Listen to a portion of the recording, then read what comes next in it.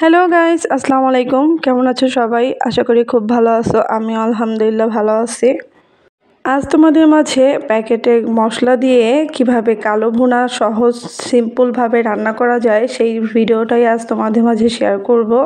আমি একদম সহজ আর সিম্পলভাবে দেখিয়েছি। ঘরে যা থাকে সেই উপকরণ দিয়েই এই মজাদার কালো ভুনার রেসিপিটি কিভাবে রান্না করছি এটা সেই ভিডিওটাই তোমাদের মাঝে শেয়ার করব।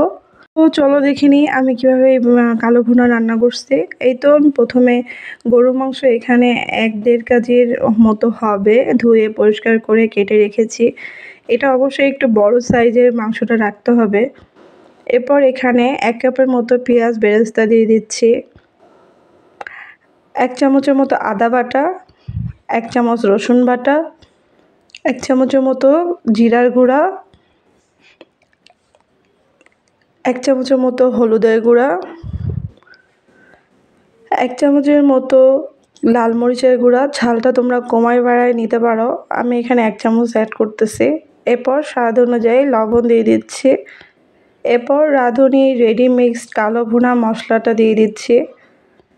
এখানে 2টা প্যাকেট থাকে, সেখান থেকে আমি একটা প্যাকেটের সবটুকু মশলা অ্যাড করে দিচ্ছি, আর ছোট যে প্যাকেটটা থাকে ওইটা হচ্ছে লাস্টে দিতে হয়। এই তো তোমরা দেখলেই বুঝতে পারবা প্যাকেটটা খুললে। এরপর কিছু গোটা গরম মশলা অ্যাড করতেছি। এরপর সব কিছুর সাথে খুব ভালো করে মাখিয়ে নিচ্ছি। এরপর এখানে 1/2 কাপের মতো পেঁয়াজ কুচি দিয়ে দিচ্ছি, আর এখানে পেঁয়াজ বেরেস্তা করেছি যেই তেলে, সেই তেলটা আমি এখানে দিয়ে দিচ্ছি 1 কাপের মতো। তারপর সব কিছুর সাথে নিয়ে একদম খুব ভালো করে একটু টাইম নিয়ে মাখিয়ে নিতে হবে। তারপর 1 ঘন্টার মতো আমি ম্যারিনেট করে রেখে দিয়েছিলাম। এরপর 1 ঘন্টা পর আমি এখানে ম্যারিনেট করা মাংস চুলায় চলে যাচ্ছি রান্না করার জন্য। এই তো দেখতেই পারতেছো 1 ঘন্টা পর এখানে কতটা পানি ছাড়ছে। এখান থেকে আমি এই পানি দিয়ে আমি মাংসটা রান্না করে নিব, কারণ জাল দিলে আরও বেশি পানি উঠবে। এই তো হাই হিটে 5 মিনিটের মতো জাল দিলে এরকম পানি বলক চলে আসবে। তোমরা দেখতেই পারতেছো কতটা এখানে পানি উঠেছে। আমি এই পানিতেই কালো ভুনাটা রান্না করে নিব। তোমাদের যদি পানি দেওয়ার দরকার হয় তাহলে অবশ্যই অল্প অল্প করে গরম পানি অ্যাড করবা। এরপর আবারও ঢাকনাতে ঢেকে কিছুক্ষণ রান্না করে নিব। এখানে বারবার একটু নাড়তে হবে, কারণ এখানে আমি কোনো পানি অ্যাড করব না, এই জন্য মাংসটা নিচের থেকেই লেগে যাওয়ার সম্ভাবনা থাকবে। তাই কিছুক্ষণ পর পর অবশ্যই মাংসটা নেড়ে দিতে হবে যেন নিচ থেকে কোনো কিছু লেগে না যায়। তোমরা দেখতেই পারতেছো আমি ওই পানিতেই কালো ভুনাটা রান্না করে নিয়েছি বারবার জাল করে। এরপর লাস্টে এখানে আমি যেই প্যাকেটে মশলাটা ছিল ওই প্যাকেটে মশলাটা অ্যাড করে দিচ্ছি। এরপর আবারও কিছুক্ষণ নেড়ে চেড়ে মিশিয়ে নিব। এভাবে করে আমি বেশ কিছুক্ষণ নেড়ে চেড়ে মিশিয়ে নিয়েছি আর ঢেকে রান্না করে নিয়েছি প্রায় 1 ঘন্টার মতো। এখানে আঁচটা মিডিয়াম টু লো আঁচে রাখতে হবে চুলার আঁচটা, তাহলে এখানে নিচে থেকে লেগে যেতে পারে।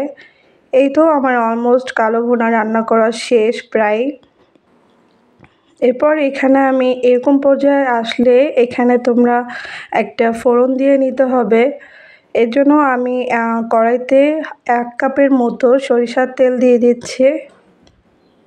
তার মাঝে আমি একটা রসুন আর 4-5টা শুকনো মরিচ দিয়ে দিচ্ছি। রসুন আর শুকনো মরিচটা একটু লালটা করে ভেজে নিয়ে তারপর আমি এই কালো ভুনার মধ্যে দিয়ে দিচ্ছি। তোমরা দেখতেই পারতেছো আমি কীভাবে করছি কাজটা। এরপর আবারও খুব ভালো করে সব কিছুর সাথে নেড়েচেড়ে মিশিয়ে নিব। এই তো আমি সব কিছুর সাথে আবারও নেড়েচেড়ে মিশিয়ে নিয়েছি। এখানে আমার কালো ভুনা রান্না করা শেষ। আমি একদম সিম্পল আর সহজভাবে দেখিয়েছি। তোমরা যদি ভিডিওটা ভালো লাগে তাহলে প্লিজ লাইক, কমেন্ট আর শেয়ার করবা, আর কমেন্ট বক্সে অবশ্যই জানাবা কেমন হয়েছে রান্নাটা। এই তো আমার একদম ফাইনাল লুক কালো ভুনার। মাশাআল্লাহ, দেখতে খুবই সুন্দর ছিল। তো আজকে এ পর্যন্তই। আল্লাহ হাফেজ।